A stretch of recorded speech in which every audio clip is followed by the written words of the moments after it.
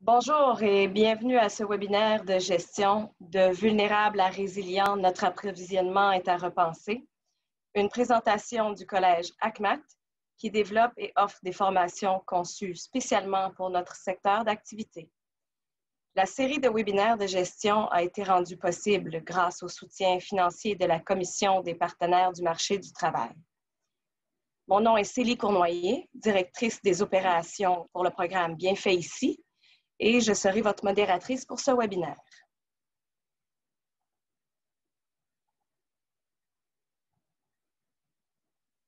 Alors, voici le déroulement. Sachant que votre temps est compté, je vous assure qu'une attention sera portée au respect de l'horaire pour terminer tel que promis à 15 heures. Je vous rappelle les règles de conduite. La présentation se déroule sur la plateforme Zoom en mode webinaire, ce qui explique le fait que, contrairement au Zoom traditionnel, votre caméra n'est pas active ni votre micro. Vous serez invité à intervenir en nous le signalant dans la boîte de chat. Ceci nous permettra de vous accorder le droit de parole. Vous serez alors invité à ouvrir votre micro et votre caméra. La COVID-19 démontre que l'approvisionnement basé uniquement sur les coûts expose les entreprises et les gouvernements à des chocs importants. Aujourd'hui, on vous dévoile une étude Deloitte et E&B Data, co-commanditée par l'ACMAT. Réalisée à partir d'une veille statistique et d'une grande consultation des entreprises manufacturières, visant à alimenter une stratégie pour notre filière industrielle et nos régions, notamment en analysant l'accès au marché et la dépendance à certaines sources d'approvisionnement. Pour débuter, j'ai le plaisir de vous présenter M. Antoine Audy-Julien. Antoine Audy-Julien est stratège d'affaires et facilitateur de retraite stratégique, œuvrant en service conseil auprès d'organisations dans tous les secteurs d'activité économique au Québec. Co-auteur et co-présentateur de la tournée québécoise Le Point sur le Québec manufacturier Deloitte et d'autres études connexes, il a développé des connaissances approfondies sur toutes les facettes de l'écosystème manufacturier innovant québécois et mondial.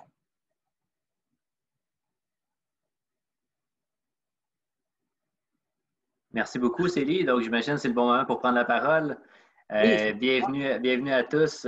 Merci d'être là aujourd'hui. C'est très apprécié en ce jeudi après-midi. Donc, justement, Antoine Audy-Julien, stratège d'affaires. Donc, l'idée, c'est que, comme vous le voyez dans mon nom, dans mon titre, je ne suis pas un économiste, je ne suis pas non plus un expert des 10 filières industrielles du Québec. Nous, on est des stratèges, donc on travaille vraiment à un point de vue plus haut niveau. Donc, on travaille vraiment sur l'aspect plus stratégique de toute cette étude-là. Il en demeure pas moins qu'aujourd'hui, on est là pour parler de la filière construction, plus spécifiquement dans nos 10 filières qu'on a identifiées, et vous présenter un peu les résultats de l'étude. Donc, c'est ce qu'on va faire aujourd'hui. S'il y a des gens qui ont des questions un petit peu plus pointues sur certaines des données ou certains éléments qui ont été présentés, puis on a besoin de référer à notre économiste, on les prendra en délibéré, mais je vous rassure, on va faire de notre mieux pour vous répondre. Donc, l'étude « Repenser nos chaînes industrielles pour une économie forte et résiliente, de la vulnérabilité à la résilience », vous le voyez dans le titre de l'étude. C'est une continuité des travaux qu'on a déjà réalisés dans le passé. On avait déjà fait une étude sur la substitution des importations manufacturières en 2018, où on avait identifié des filières, des opportunités de fabriquer localement des produits qui étaient historiquement importés. Aujourd'hui, on est dans un genre de point d'inflexion. On est un peu à la croisée des chemins, dans un contexte où c'est assez favorable avec certaines tendances pour retravailler sur ce dossier-là. On a jugé bon d'identifier 10 filières, entre autres la construction, qui fait l'objet de notre discussion d'aujourd'hui, qui étaient à surveiller, des filières d'avenir, des filières porteuses. On se rappellera qu'en 2019, disons, l'économie était à son apogée, tout allait bien, tous les chiffres étaient ouverts, puis c'était un peu la grande réalité économique là, des 10 dernières années. Puis en mars 2020, disons qu'on est tombé de haut, de très haut même, ce qui nous a amené à vouloir absolument amener notre contribution en s'appuyant sur des travaux qu'on avait justement déjà réalisés, puis qu'on a mis à niveau, qu'on a mis à jour. Que la résolution de cette crise-là soit rapide ou qu'elle soit un petit peu plus lente, personne ne va en sortir inchangé. Ça, on le sait. Autant les entreprises que les citoyens, que les administrations publiques. Donc, autant individuellement que collectivement, on a été déstabilisés par ces vulnérabilités-là qu'on avait, qui étaient largement insoupçonnées pour plusieurs d'entre nous. Donc, on a eu des prises de conscience et on va regarder ça aujourd'hui puis voir un petit peu ça nous mène nous pour ce qui est de l'écosystème de la construction. Dans un tout premier lieu, à la prochaine diapositive, un merci aux gens qui ont permis que cette étude-là, simplement qu'à passer à la prochaine diapositive, s'il vous plaît. Merci à tous nos partenaires de cette étude-là et particulièrement à l'ACMAT qui nous a accompagnés tout à travers l'étude, tout à travers la réflexion et qui a fait en sorte qu'on a pu avoir des résultats aussi probants. Puis pour les autres partenaires également dans toutes les autres filières, ainsi que nos partenaires principaux, qui étaient un petit peu plus transversaux versus les autres qui étaient très sectoriels, avec une expertise de pointe dans certains des secteurs. Sans plus tarder, cette diapositive-là, pour la prochaine maintenant, petite mise en contexte très rapide. Premièrement, l'étude propose 120 gisements d'opportunités d'investissement. De ces 120-là, on ne va pas les traiter les 120 aujourd'hui, je vous rassure, sinon vous allez y passer l'après-midi. On va regarder principalement les 12 qui recoupent le secteur de la construction, ainsi que toutes les données qui tournent autour de cette notion-là, pour lesquelles le Québec dispose déjà d'une grande partie du savoir-faire, même davantage comparatif, concurrentiel, pour réaliser ces gisements d'opportunités-là. On a 10 filières également d'avenir dans toutes les régions du Québec, des filières dont le développement et la croissance au Québec doivent être encouragés et accompagnés de près. Dans les 10 filières, c'est justement là où on trouve la filière construction, qui est une filière largement favorisée, une filière d'avenir.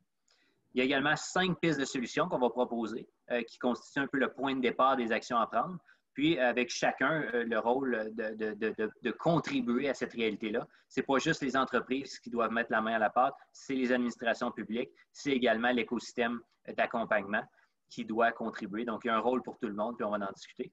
Et on a une nouvelle source de données statistiques également pour suivre le dynamisme et l'état de santé et la résilience des secteurs. Donc, sans plus tarder, continuons. Les 10 leçons de la crise, de manière très, très, très brève. Premièrement, une grande mouvance vers la déglobalisation. On a entendu beaucoup ces mots-là, la fameuse mondialisation des derniers 10, 15, 20, 30 ans. Disons qu'il y a une résilience nationale qui se veut un peu un problème maintenant. Donc, l'idée de dire on est trop mondialisé, bon, ce que c'est vraiment un grand constat là, que les grands économistes de ce monde vont dire oui et non, mais en réalité, ce qu'on a vécu aujourd'hui dans les dernières années, les derniers mois, avec des pénuries d'approvisionnement et autres, ça nous a permis de réaliser qu'il y a quand même une importance critique pour des gens comme nous, comme vous, comme moi, comme l'ACMAT et comme nos gouvernements, d'avoir une certaine part de production locale et de production de proximité, disons. On parle de hausse des mesures protectionnistes gouvernementales, tous des beaux mots qui veulent dire finalement l'exemple des États-Unis, par exemple, ou d'autres nations qui sont très protectionnistes, qui sont très refermées sur elles, pour lesquelles, justement, c'est très difficile de passer à travers les barrières commerciales qui sont en hausse.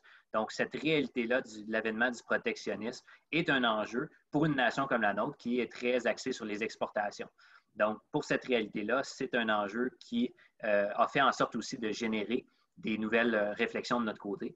Manque de diversité des exportations. Comme on le sait, les États-Unis viennent chercher 70 % de nos exportations. C'est un marché qui est très important pour nous, qu'on ne va jamais le renier. Ceci étant dit, disons que ça crée des enjeux, surtout quand il y a des tendances aux États-Unis qui ne sont pas nécessairement à notre avantage. Donc, ces réalités-là mettent encore une fois notre économie un peu sur la sellette et on doit, disons, agir en conséquence de ça, en fonction de ce qu'on lit dans le marché. Vulnérabilité due à la spécialisation des importations. Encore une fois, on a certaines sources d'importation pour des produits critiques qui sont assez unidimensionnelles. Il y a une seule source pour certaines de nos importations. Puis à partir du moment qu'il y a des perturbations dans ces endroits-là, bien, ça crée des problèmes, carrément des ruptures de stock ou des enjeux ici locaux. Puis ça, c'est le genre de choses qu'il faut considérer dans nos réflexions. L'affaiblissement des stocks par le juste à temps. Disons que ce n'est pas nécessairement la fin du juste à temps. Il va quand même avoir une réalité qui va poursuivre. Il y a une raison pourquoi c'est arrivé, ça, le juste à temps. Mais il va y avoir aussi le just in case qui va apparaître, pas juste le just in time, où on a des stocks de protection un petit peu différents de ce qu'on avait dans le passé pour se protéger de ces perturbations-là dans nos chaînes d'approvisionnement. Donc ça, encore une fois, une autre leçon de la crise, l'avènement du just in case. Les risques associés à l'allongement des chaînes d'approvisionnement, encore une fois, dans la notion de mondialisation, ces longues chaînes d'approvisionnement-là qui passent par différentes régions, qui viennent de la Chine, de l'Inde, et ainsi de suite. À partir du moment qu'il y a une perturbation, on vit des longs délais, des longs retards, et ça peut causer des problèmes importants. Fait que ce soit des fluctuations boursières, des crises politiques, des crises sanitaires, ça peut créer des enjeux. Fait que la régionalisation, disons, d'une partie de nos fournisseurs, donc l'achat de proximité, est en effet une façon de diminuer les risques liés à l'allongement de ces chaînes-là. Donc, une diversité, encore une fois. Ce qu'on n'est pas en train de dire, c'est que tout doit être fait à un extrême ou à l'autre, c'est de bien s'équilibrer en fonction de gérer nos risques. Le manque de maturité technologique, je pense que ça va de soi. Il n'y a personne qui va être surpris de ça, mais ça reste un enjeu, encore une fois, une leçon de la crise qu'on a appris aujourd'hui. Et une conscience croissante de l'importation environnementale, c'est tout l'avènement du développement durable qui est une pratique qui était avant la COVID, qui avait apparu, qui avait été un gros engouement et qui est toujours le cas encore aujourd'hui et qui va poursuivre même après la crise qu'on vit aujourd'hui. Maintenant, dans la prochaine diapositive, notre étude, elle avait deux objectifs. Fort de tout ce qu'on vient de dire là, puis ça, c'est la version, disons, ultra résumée, mais fort de tous ces apprentissages-là, on avait deux objectifs dans notre étude. Premièrement, alimenter la préparation de stratégies de relance de grandes filières industrielles et des régions québécoises, naturellement. Et deuxièmement, repérer les secteurs industriels québécois qui offrent des occasions favorables ou qui sont menacés. Dans le cas de la construction, ce n'est pas une industrie qui est menacée. Je pense que vous le savez aussi bien que moi. Au grand contraire, elle fait partie de la première des deux, des occasions qui sont fort favorables et qu'il faut prendre en compte dans nos réflexions. Donc, on avait cette réalité-là de prendre nos 10 filières et de regarder où sont les belles occasions d'affaires, les beaux gisements, versus lesquels étaient vulnérables ou menacés, puis comment on pouvait attaquer ça. Donc, à la prochaine, maintenant, les fameuses 10 filières qu'on a regardées, c'est les suivantes. Il y en a quelques-unes qui sont plus transversales. Je prends l'exemple de électronique. Électronique, quand on parle de transversal, il y a même des puces dans des brosses à dents maintenant. Je veux dire, l'électronique, c'est partout. Mais il y en a d'autres qui étaient un petit peu plus verticales. Exemple, l'agroalimentaire ou justement la construction. La construction qui est un vertical assez important dans l'économie du Québec, très important même dans l'économie du Québec. Donc, c'est comme ça que ces filières-là ont été déterminées, comme quoi c'est des filières d'avenir, des filières porteuses, certaines qui étaient vulnérables mais critiques, d'autres qui étaient justement des filières avec des belles occasions d'affaires. Donc, c'est comme ça que ces filières-là ont été sélectionnées.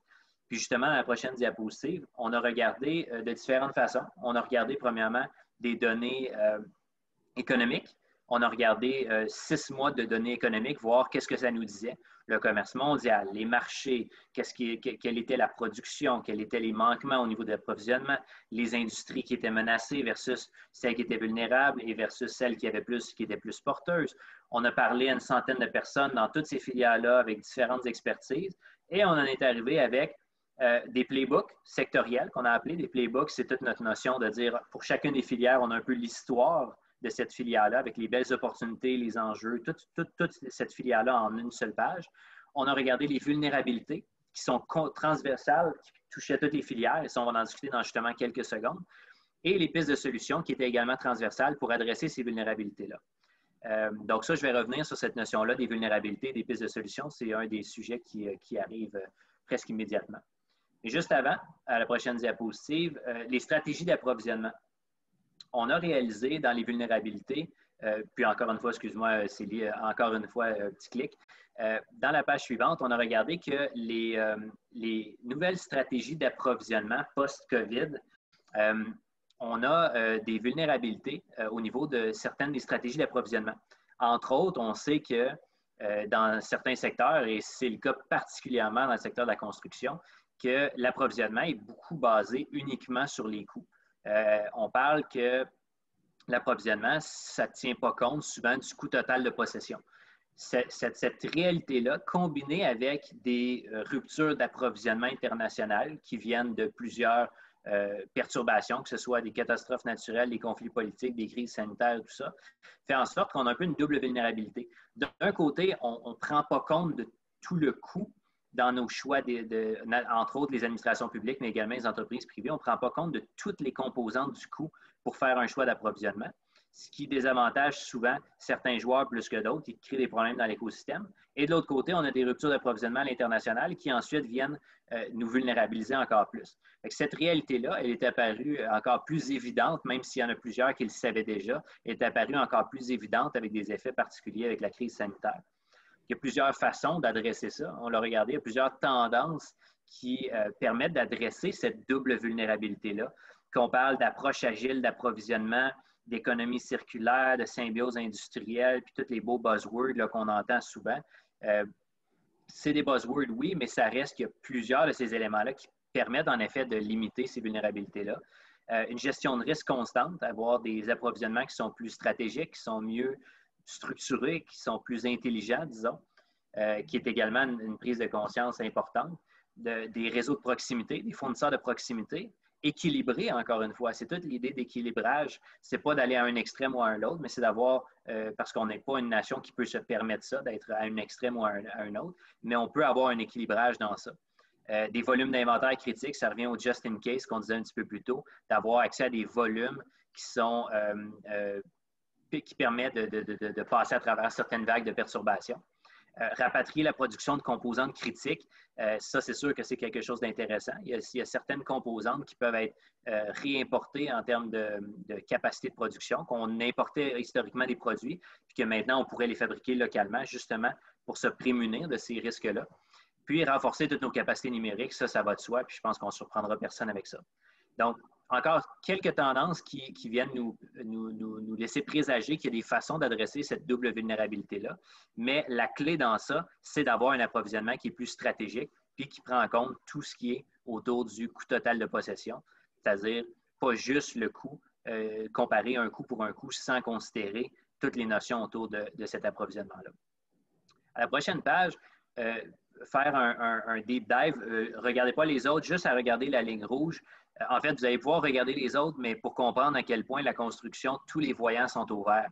Vous voyez, c'est la seule filière au Québec actuellement où, quand on regarde les indices de dynamisme qu'on a identifiés, ils sont tous ouverts, que ce soit les exportations internationales, que ce soit les exportations seulement aux États-Unis, les nouveaux investissements, donc tout ce qui est des investissements en immobilisation, en équipement, en bâtiment, et ainsi de suite, tous ces investissements-là, et le contenu québécois, donc l'évolution de toute la balance commerciale, les exports moins les imports, ça fait en sorte de nous créer un indice de résilience. Cet indice de résilience-là, ce qu'il nous dit, c'est est-ce que la filière, présentement, comparativement aux autres, se positionne bien? Est-ce qu'elle démontre une capacité d'évoluer avec les réalités que vivent les autres filières, puis avec les réalités que vit l'économie québécoise? Ce qu'on voit avec la construction ici, tous les voyants sont ouverts, incluant l'indice de résilience, ce qui est le seul et unique secteur dans lequel on a regardé qui a tous les voyants ouverts. Donc ça, quand on se compare, on se console. On ne vit peut-être pas la période la plus facile de toute notre vie, mais comparé à d'autres, disons qu'on est quand même assez bien outillé. Il faut juste quand même adresser nos enjeux parce que malgré le vert, il y a quand même des défis. Alors, Antoine, oui, Célie, je t'écoute. On voit donc que justement, on a tout, c'est du feu vert à toute la ligne à l'horizontale pour la construction. On en conclut, d'après ce que tu viens de dire, de ton point de vue, tout va bien pour nous. Il y a des enjeux. On parle de résilience ici. Ça ne veut pas dire que tout va bien, qu'il faut se fermer les yeux et qu'il n'y a pas de défi. Au contraire, ce qu'on dit ici, c'est qu'on est résilient, on est capable de s'adapter et de subir des contre-coups comme ce qu'on vit actuellement, puis de quand même, comme disent les Anglais, bounce back. On est toujours agile sur nos pieds. On présente un bon outil un bon indice de résilience, donc on est capable de répondre aux chocs, répondre aux perturbations. Et comparé aux autres, on est quand même dans une bonne posture. On est définitivement dans une bonne posture. Comparé aux autres filières, définitivement, oui. Alors, merci de la clarification. De rien. Justement, prochaine diapositive, rapidement, tomber dans le vif du sujet également, qui est les gisements d'opportunités. On parlait de vulnérabilité un petit peu plus tôt, de défis et tout ça. Puis on voit également que le secteur de la construction, ça va très bien de ce côté-là, ce qui est une excellente nouvelle. Mais on a quand même des gisements d'opportunités, on a quand même des occasions favorables de se positionner. Par contre, on appelle des gisements d'opportunités latents parce qu'ils sont sous-exploités. C'est des belles opportunités qui sont là, sont présentes, toutes les conditions sont en place, mais on n'est pas capable de les activer parce qu'on a certains défis qui viennent nous empêcher de le faire. C'est ce qu'on veut dire par la notion de latence, qui est un mot que j'ai appris moi-même il y a quelques semaines, quelques mois. Fait que c'est un beau petit mot fancy qui veut dire pas grand-chose finalement. Mais tout ça pour dire qu'on veut des opportunités qu'on est capable d'activer et qu'on est capable de profiter pleinement. Les 5 vulnérabilités, les 5 grandes vulnérabilités à la page suivante qui nous empêchent de profiter pleinement de nos gisements d'opportunités, c'est celle-ci.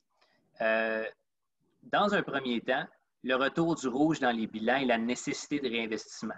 On sait que pour les entreprises, dans le secteur de la construction, d'une manière différente des autres, très certainement, et vous pourrez même me le dire, mais disons que la COVID-19 a eu un impact particulièrement sur les liquidités. Ça a été un point quand même pas évident pour la capacité d'investir. Donc, c'est un peu un grand dilemme de dire, on a des défis de liquidité, mais vous me dites c'est le meilleur moment d'investir. Ça, c'est le grand dilemme de l'investissement dans les périodes de perturbation.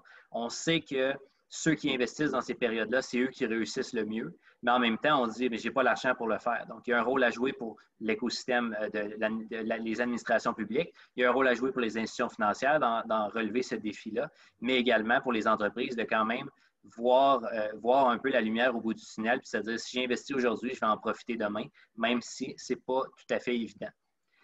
Créer sur la ligne de production, pour beaucoup d'entreprises, il y avait une pénurie de main-d'œuvre qui était persistante avant la COVID. On pensait qu'elle allait se résorber pendant la COVID, mais au contraire, ça s'est accentué. Donc, cette réalité-là, combinée avec un désintéressement des jeunes pour le secteur de la fabrication puis tous les métiers techniques, cette réalité-là fait mal à notre secteur, fait mal à notre industrie et il faut trouver des solutions à ça. Ce n'est pas aujourd'hui qu'on a découvert ça, ce n'est pas une nouveauté cet enjeu-là, mais ça continue à nous faire mal, donc c'est définitivement ça. Les obstacles à l'automatisation au niveau de la ligne de production, ça a toujours été un défi au Québec. Notre productivité n'est pas nécessairement aux endroits qu'on voudrait, au niveau qu'on souhaiterait, surtout quand on se compare à d'autres grandes nations manufacturières. Donc ça, cette réalité-là de passer à la prochaine étape en termes de productivité, d'automatisation, de numérisation, c'est un des grands défis qu'on vit aujourd'hui. L'attitude ambivalente face à l'investissement privé, au risque, on le sait, il y a des freins importants à l'adoption technologique, des freins importants à l'investissement. Et ça, disons que c'est dans la culture des entrepreneurs québécois. Puis quand je dis entrepreneurs, c'est au sens large, là, dans tous les secteurs d'activité. Mais ces réalités-là, on doit continuer à les attaquer. On doit fournir les bons outils, autant avec l'écosystème que les gouvernements, que les institutions financières pour faciliter l'investissement parce que c'est un point, c'est un défi important qu'on a ici au Québec. Vulnérabilité de la chaîne manufacturière, vous le savez. La réalité est qu'on a une chaîne qui a été vulnérabilisée, qui a été fragilisée. On sait qu'on a des vulnérabilités importantes, entre autres au niveau du transport des marchandises. Il y a bien des endroits où finalement tout le reste était bon, puis finalement on arrivait au transport des marchandises, puis là on faisait face à des murs, à des pénuries, à des enjeux au niveau de l'approvisionnement, au niveau du transport, même si l'approvisionnement avait été sécurisé. Donc ça, ça a été révélé pendant la crise qu'on avait ces fragilités-là, qu'on ne savait pas nécessairement pour tout le monde. Donc, on a quand même eu les yeux ouverts là, par rapport à ça. Les trous structurels dans l'écosystème productif québécois, il y a des endroits où on a réalisé à quel point on avait des manquements dans nos chaînes d'approvisionnement, on avait des approvisionnements critiques qui n'étaient pas considérés, qu'on n'avait pas de capacité. Et ça, disons que c'est un beau défi qu'on a trouvé, belle vulnérabilité. L'urgence de réorientation stratégique des entreprises, disons qu'on a besoin d'éviter le retour au statu quo. On fait des belles choses au Québec, mais on ne peut pas revenir en arrière pré-COVID. Il faut apprendre de la crise, il faut évoluer. On a eu des marchés plus traditionnels qui ont été semi-paralysés, des marchés où on avait des difficultés d'investir, des difficultés d'acheter, des manques d'approvisionnement. Il faut trouver des façons d'éviter ces perturbations-là dans le futur et trouver des nouvelles occasions pour avoir des collaborations à travers l'écosystème, puis arrêter de travailler tout le monde un peu en silo. Puis dernière chose, déstructuration du marché du secteur privé, on le sait, le secteur privé a été largement frappé par cette réalité-là. Les marchés publics qui ont dû prendre une grande partie de la place pour essayer de relancer les investissements. Les investissements privés au Québec étaient largement inférieurs au reste du monde présentement par rapport à leur leur marque de l'année dernière. Là, si on se compare nous par rapport à nos investissements de l'année dernière et le monde par rapport aux investissements de l'année dernière, on était largement inférieur. Donc, on s'est vraiment replié sur nous dans notre coquille pour de bonnes raisons, très certainement. Mais ça nous a fait particulièrement mal. Donc, le réinvestissement privé qui est très important, qui est une vulnérabilité majeure qu'on a identifiée. Sans passer plus de temps sur ces éléments-là qui sont un petit peu plus transversaux, regardons plutôt la notion de piste de solution à ça. Donc, ce qu'on a identifié ici, c'est 5 pistes de solution. Leadership de l'État dans les marchés publics, mobilisation des entreprises dans le développement durable, dérisquer les chaînes manufacturières, toute l'urgence de l'automatisation avancée, rôle des travailleurs industriels de demain, donc toute la requalification et les occasions de consolidation. Donc, c'est ce qu'on a réalisé. La première est celle qui nous touche le plus la première et la quatrième, entre autres, là, qui nous touche particulièrement dans l'industrie de la construction.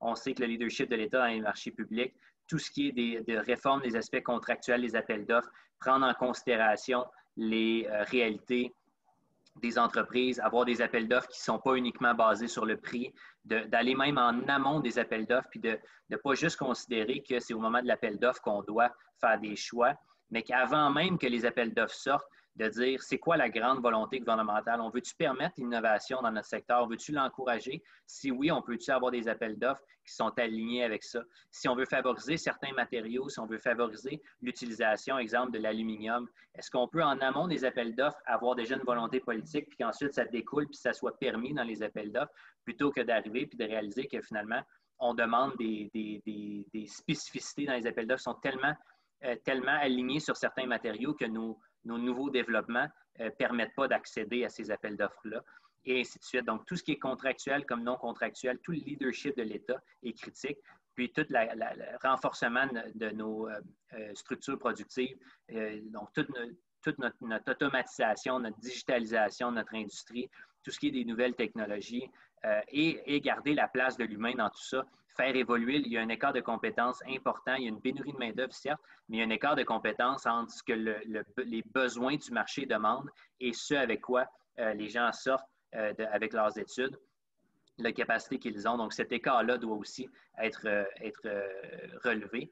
Et les travailleurs qui sont déjà sur le terrain permettent qu'ils puissent se requalifier. Brièvement, maintenant, je vois le temps qui file. En fait, pas brièvement, juste le dernier point sur le playbook de la construction, la prochaine diapositive, et la dernière diapositive ensuite qui va se faire très, très courte. Donc, la réalité de la filière québécoise de la construction, comme on l'a relevé, premièrement, à noter que nous, quand on parlait de la filière de la construction, on parlait construction institutionnelle, commerciale, industrielle, donc le classique ICI, ainsi que le résidentiel, donc on couvrait tout ça. On regardait tout ce qui était lié à la réfection d'immeubles et d'infrastructures, aux éléments d'équipement qui sont associés à ça, mobilier, machinerie de production, système de ventilation, donc tout ce qui découle de ça. Et ça comprenait également, naturellement, les matériaux de quincaillerie, centres de rénovation, et ainsi de suite. Donc, c'est vraiment les éléments clés. Une des meilleures indices de santé, comme vous l'avez vu tantôt dans la diapositive avec les codes de couleur. Donc, ça, de ce côté-là, très positif. On est revenu au retour au niveau de juin, au niveau des exportations moyennes de 2019. Donc, une balance commerciale qui est extrêmement positive et qui s'est améliorée. Donc, au niveau des indicateurs économiques, très positifs. Mais je ne veux pas passer trop de temps là-dessus. C'est des choses qui sont, disons, extrêmement abstraites, extrêmement théoriques. Tombons plutôt dans les grandes tendances. Au niveau mondial, l'essor de la construction neuve, oui, mais surtout le monde de la rénovation et les programmes d'infrastructure. On le sait, dans les crises économiques, c'est toujours le premier secteur, la construction, sur lequel on se replie. C'est un secteur fort, c'est un secteur avec lequel on sait qu'on est capable d'être résilient en tant qu'économie. C'est au cœur des relances depuis toujours, ça va l'être encore cette fois-ci. Donc, tout ce qui est du marché de la rénovation et des programmes d'infrastructure sont tout ouverts, très intéressants. L'avènement du développement durable dans les considérations fait encore en sorte d'amener des nouvelles tendances, des nouvelles idées. Au Canada ou au Québec, l'empreinte carbone et les résidus sont majeurs. Donc, on a des développements et de l'adoption de nouveaux matériaux écologiques, éco-énergétiques, locaux, et des nouvelles approches de bâtiments verts, bâtiments intelligents, l'efficacité énergétique, le modèle circulaire et ainsi de suite. Ça devient urgent de mettre ça en place et on voit une tendance qui a un intérêt pour ça. Il Il y a des obstacles majeurs pour les marchés publics, on l'a dit tantôt, connaissance limitée des nouveaux matériaux par les acheteurs, peu de prise en compte de la notion de durabilité au détriment de fournisseurs locaux particulièrement, justement. Pénurie de main-d'œuvre, on en a parlé tantôt, je ne reviendrai pas là-dessus, mais c'est très applicable. On a une filière qui est extrêmement innovatrice au niveau des matériaux, mais parfois la lenteur, voire l'inertie complètement, l'arrêt complet de mouvement au niveau de l'adoption des innovations, du côté de la demande comme de l'offre, vient causer des problèmes. Donc, on est très innovant, mais on ne l'accepte pas ensuite dans les marchés, qui est un défi. Très exposé au marché des États-Unis également, mais malgré tout, on a une filière qui a vu beaucoup, beaucoup de verre actuellement dans ses réalités. Donc, on a vu des opportunités diverses au niveau de l'industrie. Je les avais juste ici. Les opportunités qui avaient été identifiées au niveau de la construction. Excusez-moi, et finalement, on n'avait pas assez de place dans la présentation, on n'avait pas pu les mettre, mais je les avais mis de côté, puis là, c'est parti. Oui, c'est ça ici. Au niveau de la construction, on avait identifié au niveau de produits favorisant la transition durable, le bois d'ingénierie structurelle, non structurelle, qui est une des opportunités, les systèmes architecturaux, les modules préfabriqués, l'électromécanique, exemple CVC, des choses comme ça, valorisation des résidus et des déchets, tout le modèle circulaire, une belle occasion, un beau gisement d'opportunités pour le Québec. Des produits divers en aluminium destinés à la construction des bâtiments, qui est une grande opportunité, autant au niveau statistique que les gens à qui on a parlé, qui nous en ont parlé beaucoup. Les matériaux qui sont reliés aux infrastructures, que ce soit les géotextiles, les aciers d'armature, les alliages structuraux d'aluminium qui sont très prisés également et qui vont voir une belle croissance dans les prochaines années. Au niveau des produits de rénovation, d'ameublement, le mobilier de télétravail, vous ne serez pas surpris d'apprendre ça, mais il y a quand même un événement important là-dessus et ça va rester, ce n'est pas temporaire. Les mobiliers d'extérieur également. Puis autres éléments, transformation locale des ressources naturelles, matériaux de construction à forte valeur ajoutée. Tout ce qui est des ressorts, par exemple, dans les matelas et autres, il y a une grande mouvance par rapport à ça. Les fils galvanisés de qualité industrielle et les cornières. Donc, ça, c'est les gisements d'occasion, d'opportunités qui ont été identifiés dans la filière spécifiquement. Et puis, au final, quelques pistes spécifiques, et ça va être là-dessus que je conclus. La révision des normes de construction pour harmoniser leur application partout au Québec, la création d'un bureau de la concurrence pour assurer la légalité et la conformité des produits qui entrent sur le marché canadien, pour éduquer les consommateurs aussi, la modification du processus de conception pour avoir une plus grande latitude aux concepteurs, aux ingénieurs pour adopter des nouveaux matériaux, des nouveaux procédés, et également la mise en place de programmes de maillage entre les entrepreneurs de la construction et les manufacturiers pour stimuler le développement de nouveaux produits en répondant aux besoins réels du secteur de la construction, qui sont des pistes d'opportunités un petit peu plus spécifiques. Donc, on peut sauter la dernière diapositive qu'elle avait là. Tout simplement, en guise de conclusion, il y avait 2 diapositives, mais on peut sauter celle-là, il n'y a pas de problème.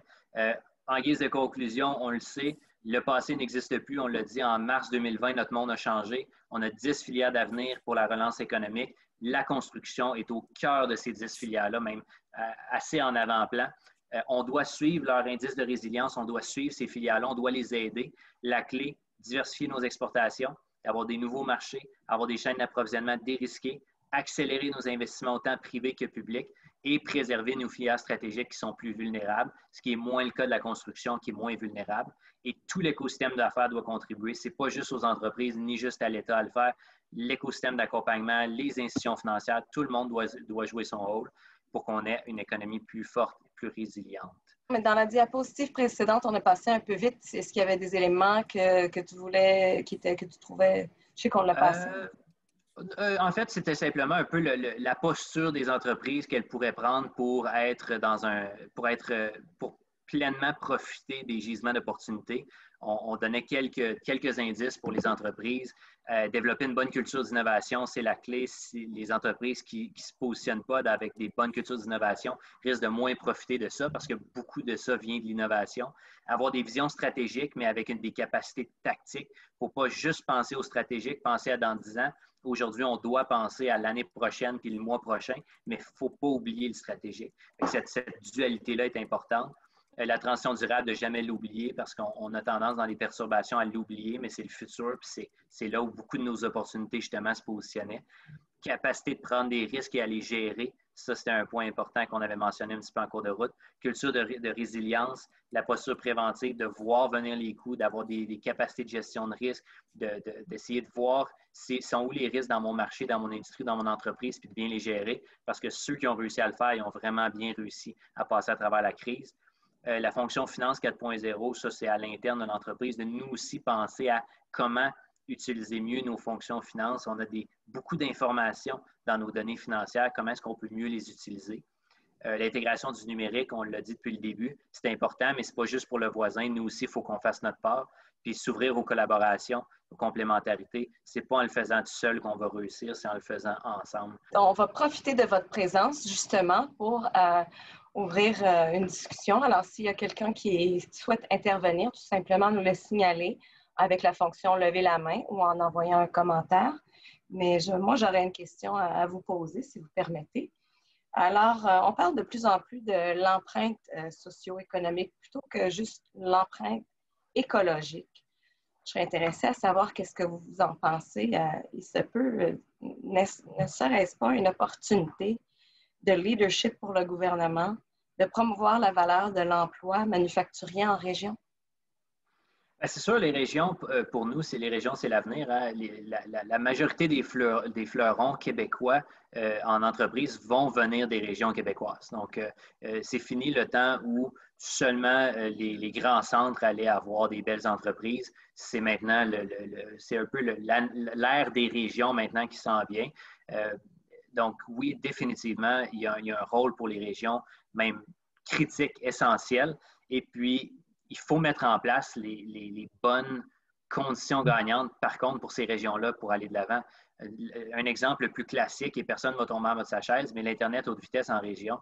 Je veux dire, c'est très difficile d'avoir une entreprise qui dit, moi, j'ai une excellente idée, j'ai un excellent produit, je suis capable de participer à des approvisionnements qui sont risqués, qu'on a peu de sources d'approvisionnement. Moi, je peux en faire au Québec.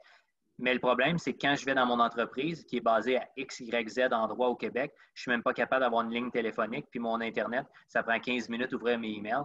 Je veux dire, on n'a pas des conditions gagnantes. C'est un exemple extrêmement micro, extrêmement spécifique, mais une entreprise qui est basée à quelque part au Québec, qui fait du houblon, puis qui a dit, je peux pas répondre à des appels de mes clients parce que quand je suis dans mon champ, je n'ai pas Internet, puis je n'ai pas le téléphone. Je veux dire, on veut bien essayer, là je sais que je sors de la construction avec l'exemple du houblon, on veut bien essayer de sortir de nos approvisionnements uniques, mais pas capable d'avoir accès à son téléphone et à Internet, la personne. Je veux dire, c'est un exemple parmi tant d'autres, mais il faut mettre les conditions gagnantes. Donc oui, certainement, il y a un rôle pour le gouvernement dans ça, de mettre des bonnes conditions en place pour aider au développement des régions.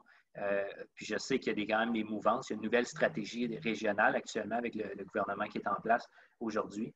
Donc, c'est sûr que ça devrait faire partie des préoccupations, très certainement. Très certainement. Je ne sais pas si ça répond pleinement à la question, par contre, mais n'hésite pas à me relancer si ce n'est pas le cas. On s'y reconnaît. C'est une analogie qui est quand même assez pertinente et claire. Vous restez avec nous? Oui, absolument. Puis j'ai vu une bonne question dans le chat, mais je sais que Richard va se faire un plaisir d'y répondre plus tard, donc je vais lui laisser la chance de le faire. C'était une bonne question tout à fait pertinente, donc je vais laisser Richard lui répondre plus tard. Bon, alors, sur ce, je vais céder la parole à M. Richard Darvaux, président de l'ACMAT depuis 12 ans, fondateur du programme Bienfait ici, dont je crois qu'il va donner un petit mot, un petit survol de ce qu'est le programme Bienfait ici, et représentant du secteur manufacturier au conseil d'administration du Conseil du patronat du Québec. Monsieur Darvaux? Merci Antoine, superbe présentation. Et puis, je vais me trouver à y faire écho avec quelques commentaires post-congrès, puisque nous avons tenu à l'ACMAT, bien que c'était sous un mode virtuel, notre congrès des décideurs le 3 novembre dernier, et puis on a parlé beaucoup de logistique et de cette chaîne d'approvisionnement que d'aucuns trouvent lente et ou lourde. Bien qu'on semble être au feu vert, j'ai aimé le mot gisement parce qu'on a raté beaucoup d'occasions depuis mars. Alors oui, les ventes vont bien, mais les relations avec la clientèle sont difficiles parce qu'il y a des bris d'inventaire. sans parler de la fatigue des employés et tout ça, parce qu'on a été reconnu service essentiel depuis le jour 1.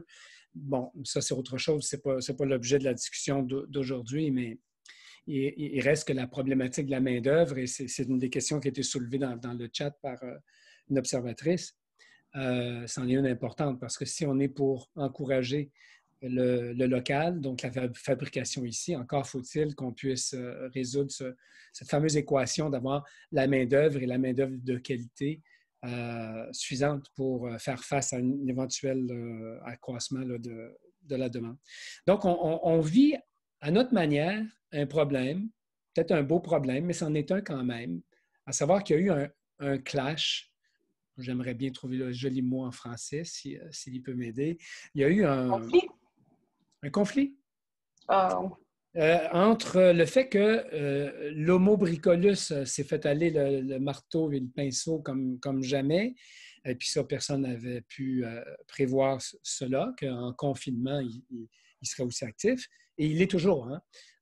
D'ailleurs, je parlais avec des marchands ce matin, puis on me disait que les taux de vente sont encore supérieurs rendus en novembre par rapport à novembre de l'année dernière. Ce n'est pas aussi fort que c'était en avril et en mai, mais on est encore au-dessus des moyennes, alors que la chaîne, elle est un peu brisée parce que les pays asiatiques qui fournissent entre 30 et 75 des produits ou des composants des produits selon les différentes filières, c'est presque 100 dans le saisonnier de Noël, par exemple, sont aussi aux prises en combat contre cette fameuse COVID, ou bien ils ont dérivé des productions pour pouvoir produire des équipements de protection ou des liquides hygiéniques, tout ce que vous voulez. Donc, pendant que sur le Pacifique, il n'y a pas beaucoup plus de bateaux, il y a eu un accroissement là, des capacités de transport un tout petit peu, mais une grande partie de ces transporteurs, de ces cargos, est utilisée pour justement transporter des gels, des gants et tout ce qui nous aide à passer à travers cette pandémie. Donc, on n'est pas honnête, là, on n'a pas plus de capacité de transport. Alors, on a une demande accrue, on a une chaîne qui est un peu brisée, alors ça crée quand même des problèmes. Peut-être si on veut avancer dans mes slides, oui. Alors, encore une fois, oui, dans les questionnements qu'on s'est posés au Congrès, une d'entre elles, c'était est-ce qu'on peut en amont essayer d'avoir un peu plus d'informations sur les intentions des entrepreneurs et des propriétaires résidentiels en termes donc de travaux et d'achat de matériaux pour faire leur rénovation et leur construction. Puis on a convenu avec l'ensemble des joueurs. Et là aussi, je fais écho à la présentation d'Antoine et à l'étude qui recommande de faire certaines choses en commun. Je dis bien certaines choses parce qu'on a fêté il y a quelques jours le 5e anniversaire de la commission Charbonneau. On ne veut pas retourner jouer dans ce film, n'est-ce pas? Donc, on parle d'échanger des informations. Ça ne va pas plus loin que ça par sondage. Et puis, on va faire tout ça dans les règles de l'art. Alors, vous voyez qu'on a eu un appui très clair lors de notre congrès. Il y a une autre résolution aussi sur la diapositive suivante qui a été plus partagée, mais qui est quand même positive, à savoir de créer un observatoire pour essayer de saisir les fluctuations dans les prix et dans les disponibilités des matériaux pour aider le placement des commandes, que ce soit le marchand par rapport à sa bannière, le marchand par rapport à un distributeur, un trader, excusez le mot, ou bien la bannière par rapport au manufacturier ou à son distributeur ou à l'importateur. Bref, d'essayer de réduire l'incertitude. Personne n'aime ça. Bien que Héraclite disait il y a plus de 2000 ans que la seule chose qui est constante, c'est le changement. Bon, il faut croire qu'on n'arrive jamais à se faire à être confortable avec cette idée que tout est toujours fluctuant. Donc, si on avait un observatoire qui faisait la conciliation entre des données éparses qui sont très difficiles à gérer pour les opérateurs économiques sur le terrain, et puis aussi, donc, l'ensemble des associations d'entrepreneurs, l'ACMAT et d'autres joueurs, donc des joueurs de filières importantes comme le Conseil de l'industrie forestière dans le bois, l'Association du béton, de l'acier, de l'alu, les associations dans les produits chimiques. Si on mettait en commun des données qui nous viennent de la SCHL ou de la SHQ, qui nous viennent de Centris pour les ventes de maisons existantes, qui nous viennent de Statistique Canada pour les nouvelles constructions, qui nous viennent des prévisions d'achat en bois, même venant des États-Unis ou du reste du Canada. Alors, il y a intérêt à se trouver des indicateurs et des indicateurs composites, je dirais, pour aider tous les gens de notre chaîne à prendre des décisions avec un peu plus de lumière, un peu plus d'informations. Et la troisième et dernière des résolutions qui a été votée et qui touche le sujet d'aujourd'hui, c'est celle d'avoir, on a été très encouragés par notre communauté d'affaires d'aller de l'avant vers la création d'un marketplace, en tout cas, du moins pour les produits qui émanent d'usines au Canada et des produits qui satisfont ou dépassent les normes de construction, les codes de tout type qui existent dans notre secteur qui est assez réglementé. Alors, le programme Bien fait ici, pour le moment, est à un niveau 1 d'information sur les produits qui sont faits ici, qui satisfont les normes. On passerait en deuxième ou en troisième vitesse en transformant ce site vers un espace où les gens, les consommateurs comme les entrepreneurs en construction pourraient magasiner des produits faits ici et puis les marchands pourraient lier leur inventaire en temps réel à cette grande plateforme. C'est quelque chose de coûteux. Vous voyez, les montants sont indiqués dans la question qui était posée aux congressistes. Et puis, on est dans nos présentations pour le moment au gouvernement. Et puis, bon, ça sent bon, mais on verra. On pense que, et j'ai aimé la question de Célie et la réponse d'Antoine sur la question de l'empreinte socio-économique parce que ça va être au cœur de notre présentation au gouvernement. On veut démontrer la différence pour tout le monde, du gouvernement jusqu'aux payeurs de taxes, de la différence entre faire venir un produit de Shanghai puis le produire à Victo ou à Warwick ou peu importe. C'est assez colossal quand on tient compte de tous les éléments positifs indirects qui touchent à l'entreprise, l'emploi, etc. On peut changer de diapositive, puis on va bientôt terminer parce que peut-être qu'il y a des gens qui ont des questions. Ça nous amène, nous, à avoir 4 ou 5 chantiers à l'ACMAT qui découlent de notre participation à l'étude de Deloitte, puis des différentes consultations que j'ai pu faire avec plusieurs personnes qui sont en ligne présentement, ainsi qu'avec mes collègues des associations, des autres associations. La première, c'est donc de mieux prévenir la demande sectorielle. J'en ai parlé. On est justement en train de demander de l'argent pour nous aider à produire ces sondages et puis à les analyser comme il se doit. Sondages consommateurs et professionnels à 2 moments de l'année. Et puis, on va vous tenir au courant, mais ça regarde très bien. Le deuxième élément que vous voyez à l'écran, aussi étant déjà en chantier, cette idée d'observatoire sur la fluctuation des quantités de matériaux disponibles et puis de leur prix. Là aussi, il y a une demande multi-association qui est faite au ministère de l'Économie et de l'Innovation. Et puis, pour le moment, ils ont une oreille très ouverte à cette idée. Le troisième, j'en ai parlé, c'est de transformer en marketplace le site Bien fait ici. Mais il y en a 2 autres que je veux vous présenter, dont un corridor privilégié de communication, ou un canal, si vous voulez, entre l'association, la nôtre, et puis le Conseil de l'industrie forestière du Québec. On peut bien parler de tous les matériaux, mais le plus conséquent en ce qui concerne la construction résidentielle, c'est encore le bois.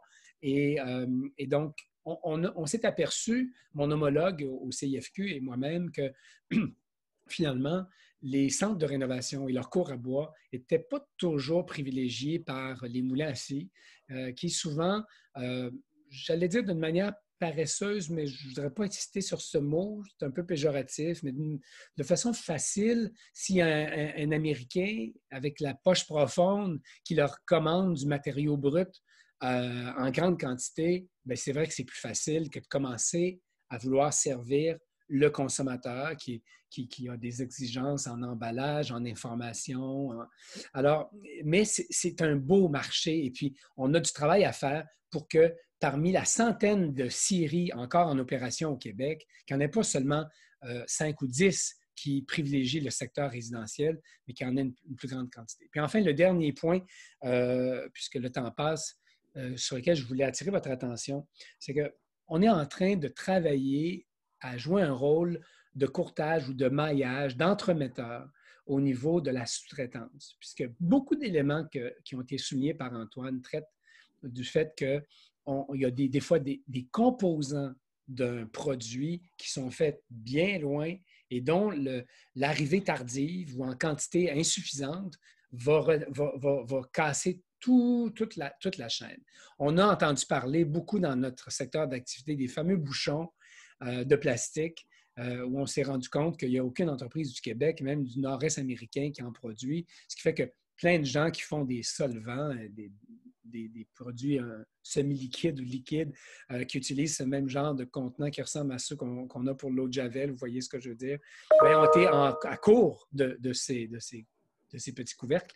Bon, c'est un exemple parmi tant d'autres où on va essayer de jouer un rôle, puis je crois que des ministères et d'autres organismes spécialisés dans la sous-traitance qui vont aider l'ACMAT à jouer un rôle concret, utile dans ce domaine.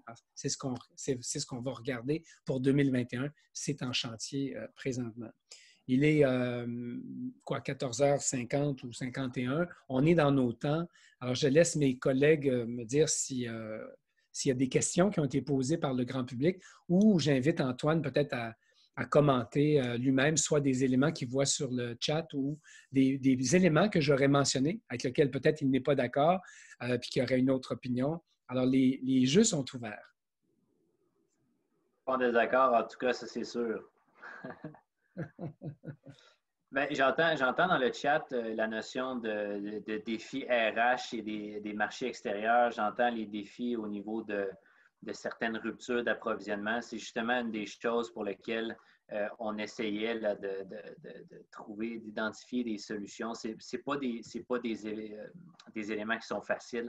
Juste pour prendre celui des ressources humaines, il y a un grand besoin dans l'industrie de un peu rebrander, excusez-moi l'anglicisme, de refaire l'image de marque du travailleur de métier professionnel. Ça a été longuement dévalorisé. Pour faire un peu le parallèle avec la réalité, exemple, en Allemagne versus au Québec. Au Québec, c'est « Ah, tu ne peux pas aller à l'université, bon, ben, tu iras travailler dans un milieu technique. » En Allemagne, c'est « Ah, tu ne peux pas travailler dans un milieu technique, c'est correct, tu iras à l'université. » Cette réalité-là qui est extrêmement opposée fait en sorte que c'est un petit peu dévalorisé, particulièrement pour les jeunes. C'est pas le cas de tout le monde, c'est pas le cas de partout, mais c'est pas encore encouragé, incité. Puis ça fait en sorte que souvent, on est les derniers à avoir des nouveaux influx de travailleurs. Puis ça crée des enjeux, ça crée des problèmes. Puis c'est un secteur qui est extrêmement attrayant aujourd'hui, qui n'est plus du tout ce qu'il était dans le passé ou ce qu'il paraît, la perception publique de l'industrie manufacturière ou d'autres industries similaires. On le voit encore comme c'est poussiéreux, c'est sale, c'est difficile, c'est physique, c'est ci, c'est ça. Puis la réalité, c'est que c'est un monde merveilleux, l'industrie manufacturière, puis la construction, puis c'est des mondes extrêmement prolifiques actuellement, mais c'est encore trop dévalorisé. Ça, il faut travailler sur l'image de marque du secteur, de l'employeur, l'employeur ou l'employé manufacturier. Puis c'est le rôle, oui, de l'État, c'est le rôle de l'écosystème, puis c'est aussi le rôle des entreprises d'essayer de bien brander ça, puis de transposer des bons messages, de diffuser des bons messages en lien avec ça. Je pense qu'on a un intervenant qui voudrait prendre la parole. Monsieur Faulkner, vous êtes là? Bonjour. Bonjour. OK, donc Paul Faulkner, la compagnie Dural, est aussi membre du CA il est fait ici de l'ACMAT. Moi, j'interviens en faisant mention qu'une des raisons qui a aussi des problèmes d'approvisionnement, c'est la chaîne d'approvisionnement qui est beaucoup lourde, dans le sens que souvent les produits doivent passer par les centres de distribution, alors que le marchand pourrait commander en livraison directe, mais que même si on offre une livraison directe, ça a l'air qu'il y a des bailleurs qui préfèrent ne pas faire de livraison directe. Donc, je pense que c'est une chose qu'il faudrait actualiser le système pour répondre plus rapidement à des demandes comme on vit présentement. C'est un bon point. Je ne sais pas si Richard a un commentaire là-dessus. C'est un petit peu plus spécifique. J'avoue que je suis moins familier avec cette réalité-là. Oui, je vais en faire un commentaire parce que chez nos voisins du Sud, le 20 octobre, il y a eu une lettre co-signée par une centaine de membres élus du Congrès américain qui se sont adressés au président de l'époque. C'était quoi donc? Trump, hein, je pense, son nom. On l'a déjà oublié. Mais je pense que leur demande va aussi être récidivée auprès du président désigné. À l'effet, ça touche à un des points que Paul soulève, à l'effet que les constructeurs de maisons, ils leur disent dans chacun de leurs États que c'est difficile de concevoir une maison, de la vendre aux consommateurs, puis qu'ensuite, quand les matériaux sont livrés, il peut s'écouler pas mal de temps. Et puis, des écarts de prix qui peuvent en survenir, surtout si c'est un marché international. Alors, toute cette question-là de longueur, de chaîne d'approvisionnement, c'est sûr que ça va être abordé je pense, par tout le monde. Alors, je crois que chaque bannière individuellement est en train de faire son ménage pour être plus agile. Mais nous, là, comme observateurs, je pense qu'on a aussi un rôle à jouer pour les aider à devenir plus efficaces. Ça, c'est sûr et certain. Est-ce qu'il y avait d'autres interventions? Non. D'abord, je vais remercier M. Audy Julien de sa présentation au niveau de la portion de l'étude qui est pertinente à notre filière. Merci de votre participation et d'avoir pris des questions. Merci, M. Darvaux. Cet après-midi, les participants vont recevoir un courriel pour évaluer le webinaire. Je vous rappelle que cette série est rendue possible grâce au soutien financier de la Commission des partenaires du marché du travail. Donc, l'évaluation du webinaire est aussi au courant de la semaine prochaine. Vous allez recevoir le lien YouTube de la présentation ainsi que le PowerPoint en soi pour réaliser une validation des connaissances apprises par l'entremise d'un petit quiz. Vraiment pas difficile, je vous le promets. Également, il y aura un suivi sur les décisions post-congrès au Conseil d'administration 18 décembre. Je vous remercie de votre participation et merci aux panélistes, présentateurs, animateurs. Merci Isabelle de m'avoir accompagnée, même si on ne t'a pas vu. Et je vous donne rendez-vous la semaine prochaine pour le webinaire « Entretenir ses relations B2B et se promouvoir en temps de pandémie ». Donc, merci et bon après-midi.